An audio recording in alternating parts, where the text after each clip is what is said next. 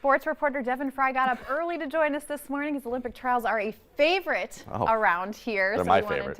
We want to hear about your experiences. I think first everyone wants to know, are you broken? Are you okay today? Not completely. No. I've had two big falls. One was yesterday, but you know, you saw the snowboarding one. I landed directly on my left knee while I was going down the hill, and so we had plans to go do that again, to do that run again, but then yeah, I decided very quickly that that wasn't going to happen. And so, and then yesterday we shot figure skating. Spoiler alert, figure skating's coming up next week. And then I landed directly on my hip and shoulder on this side. So a little sore, but otherwise great. I'm sacrificing for the content. Yeah, well, like I mentioned before the break, I live for this, and I've told you that. Like, this is one of my favorite things that we do during the winter, during Olympics. So much fun because you come up with really kind of creative ways to showcase these talents. That's a great word for it. Yeah. Please, thank you for calling them talents. Well, it's an opportunity to showcase sports that may not get, like the first one was curling. Yeah. And how often do we get to do that? And then, you know, put myself out there. I'm also a little disappointed. I thought I'd be better at curling. I'm from Alaska, and I figured it'd be in my blood. It wasn't.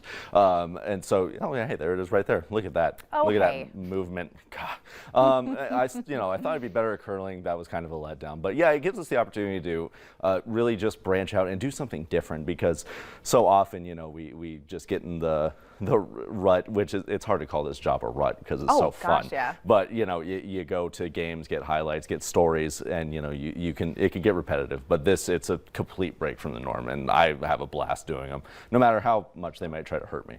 Oh, and they do. I'm not going to blame the sports for that. I'll completely blame myself. There's a fair amount of pain that goes into this. A little bit. Sacrificing for the art is what I'm calling it. Yeah. That's high reporter integrity right there. Exactly. Put my body on the line there. But no, and we did these for the summer, and they got fairly popular. And so when the Winter Olympics came around, it was a no-brainer. Yeah. This is a unique set of circumstances, though, because they both fell within the same calendar year. Which was great for viewers. Yeah, great for you guys at home. Fantastic. For me, I went through a lot in a short amount of time. But overall, as long as the content comes out, I won't complain at all about doing segments like this. And so you are doing cross-country skiing as well. Yes, that one was, I believe, aired Tuesday. That was the first one we shot for this year. Big time shout out to the Moorhead cross-country ski team helping me out with that. I raced against one of them. It went amazingly. He finished the race in about 10 seconds. I didn't technically finish. Wow, I slid before I even started. I didn't technically finish.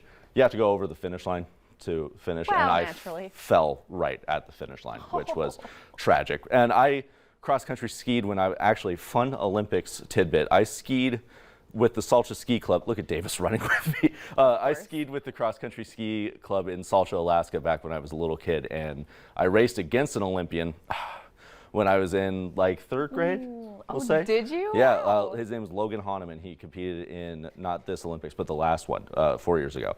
And yeah, he beat me by about 6 minutes when we were both very young. And we don't know what the result would be today, but I can predict I'm sure that. It'd be much shorter.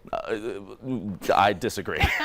I disagree wholeheartedly. But trying to give you some credit. Thank you. But yeah, so the cross-country skiing, that one was another one where I fell short of my own expectations. But it looked great, and that's all that matters. It did, and how awesome is it that we have a team that's willing to just go out there and put their bodies on the line. And Davis has been, I can't commend Davis enough. He was also amazing at curling, his very first try. He's very good at sport. Which was interesting, but yeah.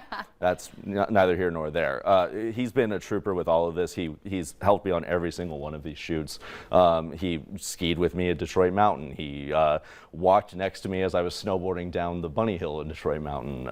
And you saw him caring for my health and safety when I fell down the hill. He was the one screaming bail. Yeah. Yes, yeah. And well, it was becoming very apparent that I wasn't able to straighten myself out, and I was just veering left off of the hill, and it would have been disastrous if I didn't fall. So I guess thankfully I fell. Well, we're thankful for your safety. Yeah, I mean, these sports are no joke. I mean, the people that compete in them in the Olympics obviously have spent their whole lives refining this art, and you're going out there, putting on some skis, throwing yourself down a mountain. Well, that was one thing that we wanted to make very clear with these is it's not it's not just look at Devin go out there and hurt himself, everybody laugh. We want these to be educational. You know, we want these to be a situation where we're showing how difficult these events are.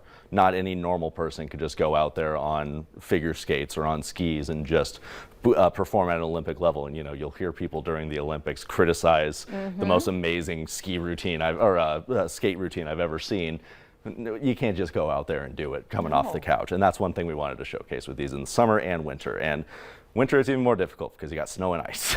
So do you have any teasers for next week? Next week's we might see? huge. Now it's only 2 sports next week, or 3 sports. Friday I'm keeping secret. But for Monday and Tuesday, we have hockey with the Fargo Force. Oh, yes. I'm skating the first day, and then I'm goaltending the second day. That sounds amazing. And so I love the Force. I'm always at the Force games. Find me at the games. Big time, and it's super helpful, very willing to help me out with this, which I was nervous about reaching out to any team because, you know, I'm just going to invade their practice and try my best. But yeah, the Fargo Force helped me Monday, Tuesday, and then Border Blades Figure Skating Club up in Grand Forks, they helped me out for our Wednesday and Thursday. Wednesday, I'm going to learn how to skate, and then Thursday, I'm going to try my own short routine. Please tell me there's interpretive dancing. Not as much. It's more of me trying to follow one of their actual figure skaters with her own little very simple short routine that she simplified for me, and I trust me, you don't want to miss that one. And then Friday, like I said, I'm keeping that one a little bit secret, but it's going to be a little bit different than what you might expect. All right. Well, Valley News Live's Devin Fry. Catch him at 6 o'clock p.m. He's got his Olympic trials. Oh, today I'm doing jumps on the ski trail. Jumps. So yeah, make sure you catch that. We're also going to have a lot of weather, I imagine, at 6 o'clock as well. So stay with us. Coming up on today's show, we're going to get you motivated, how you can stay on track to meet your goals in 2022. But first, your local steals and deals.